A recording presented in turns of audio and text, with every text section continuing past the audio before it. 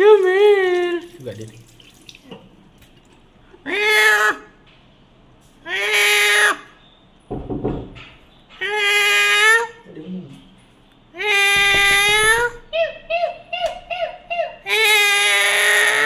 Dia macam begitu.